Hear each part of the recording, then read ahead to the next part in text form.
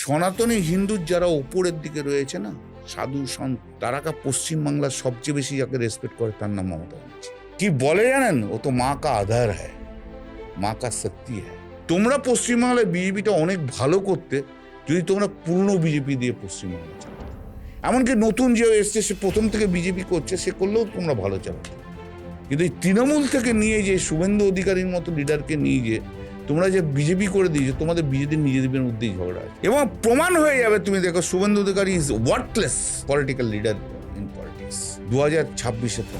আর এই যে SIR করলো, আজ আমি সারা 5 ঘন্টা আমি ঘুরেছি, হই হই করে আমাদের ছেলেরা যেভাবে SIR ক্যাম্প করছে, তার ধারে কাছে তো আসে না। এই SIR বিজেপির যদি ব্যাকফায়ার না হয়, তুমি আমাকে বলো।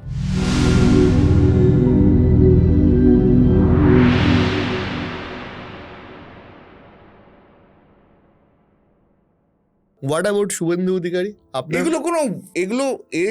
আপনার শুভেন্দু অধিকারীকে নিয়ে কি মনে হয়? এর দ্বারা কিছু হবে না। কেন? এর দ্বারা কিছু হবে না। এ ভাট বকতে আরম্ভ করে দিয়েছে। ওরা আজকে রাজনৈতিক চিন্তা ভাবনা থেকে অনেক হাজার কিলোমিটার দূরে চলে গেছে, হাজার কিলোমিটার দূরে চলে গেছে। রাজনীতি একটা জিনিস, আর এইসব কথাবার্তা বলে বাজার গরম করা অন্য জিনিস। কি আছে ওর? হিন্দু মুসলমান, সনাতনী হিন্দু। শুনে রাখুন, আপনাকে একটা কথা বলি। এই যে সনাতনী হিন্দুর কথা বলে না, আমি তো জানেন মায়ের ভক্ত লোক। সনাতনী হিন্দুর যারা ওপরের দিকে রয়েছে না, সাধু সন্ত, খুব ওপরের লেভেলের লোকেরা, তারা পশ্চিমবাংলার সবচেয়ে বেশি যাকে রেসপেক্ট করে তার নাম মমতা ব্যানার্জি। শুনে রাখুন এই কথাটা। আমি বেশি ব্যাকগ্রাউন্ড বলবো না, জেনে রাখুন। অনেক সাধু কি বলে জানেন, ও তো মা কা আধার হ্যায়, মা কা শক্তি হ্যায়। সত্যি দিদি, তাই সত্যি দিদি বলি, মা। কিছু কিছু ঘটনা আছে, সবকিছু তো বলা যায় না, গায়ে কাঁটা দেবে শুধু। কিসের ও সনাতনী হিন্দু? মমতা ব্যানার্জির মতো সনাতনী হিন্দু কে আছে? কোনোদিন দেখেছেন?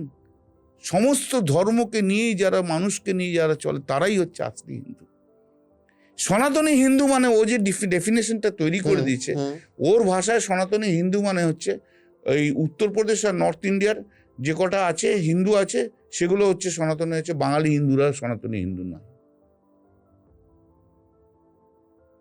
ওগুলোই হচ্ছে শুধুমাত্র হিন্দু। ওর ওই কালচার এখানে আনতে চাইছে। করাপশন আমার বহুত দেখা আছে, ছাড়ুন।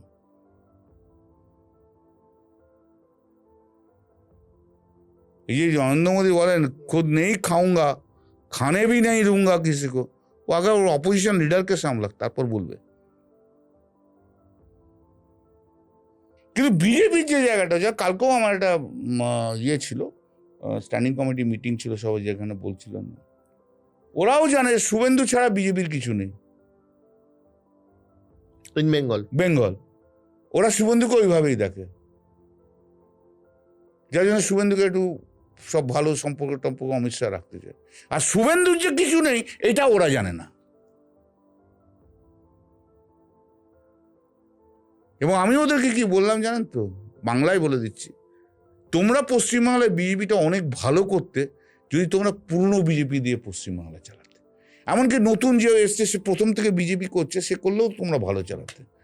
কিন্তু এই তৃণমূল থেকে নিয়ে যে শুভেন্দু অধিকারীর মতো লিডারকে নিয়ে যে তোমরা যে বিজেপি করে দিয়েছো, তোমাদের বিজেপির নিজেদের মধ্যেই ঝগড়া আছে। শ্রমিক ভট্টাচার্যকে তুমি বিজেপির সভাপতি করেছো, ঠিক করেছো। Original BJP. তথাগত রায় কম বেশি যায়, ও অনেক কথাবার্তা বলতে পারে, হানো তেনো, আমাদের ভালো মন্দ, কিন্তু অরিজিনাল বিজেপি। তপন শিকদার মারা গেছে অনেকদিন আগে, কিন্তু তপন শিকদার বাঁচে থাকলে অরিজিনাল বিজেপি। এটা কি বিজেপির কি জানে? এ তো শুধু চিফ মিনিস্টার হওয়ার স্বপ্ন নিয়ে বিজেপি করে।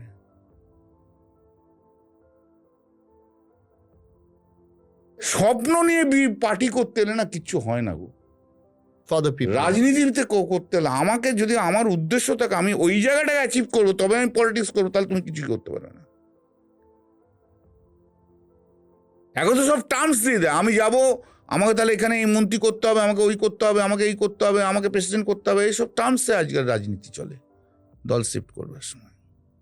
এটা রাজনীতির কথা হলো? এবং প্রমাণ হয়ে যাবে, তুমি দেখো Suvendu Adhikari is worthless political leader in politics. 2026 প্রমাণ হবে।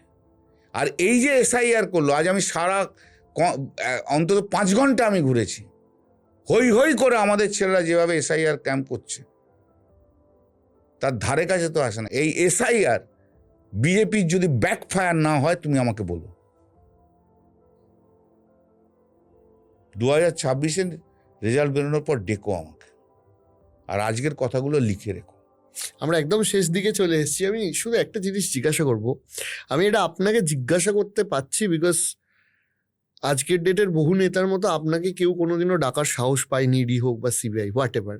দেখুন, করাপশনের কথা আপনি শুভেন্দু অধিকারীকে নিয়ে বললেন, তৃণমূলেরও তো অনেকের বিরুদ্ধে করাপশনের অভিযোগ রয়েছে। সেই জায়গাটা নিয়ে পার্টির অবস্থান আরো করা উচিত ছিল কিনা আপনি কি মনে করেন?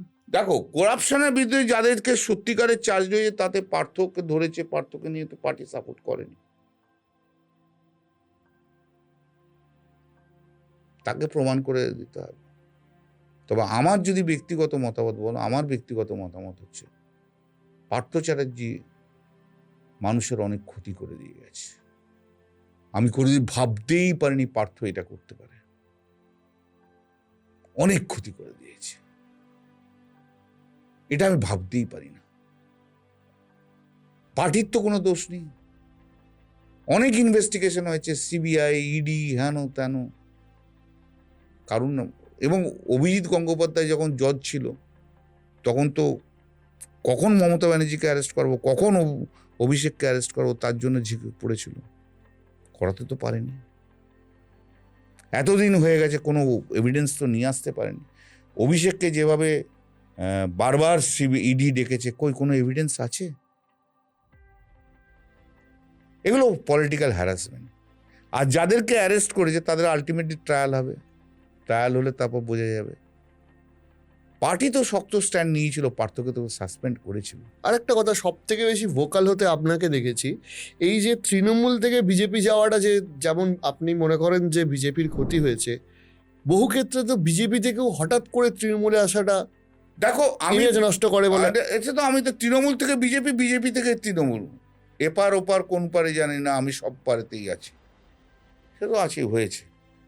কিন্তু ব্যক্তিগতভাবে আমি এসব জিনিস পছন্দ করি না।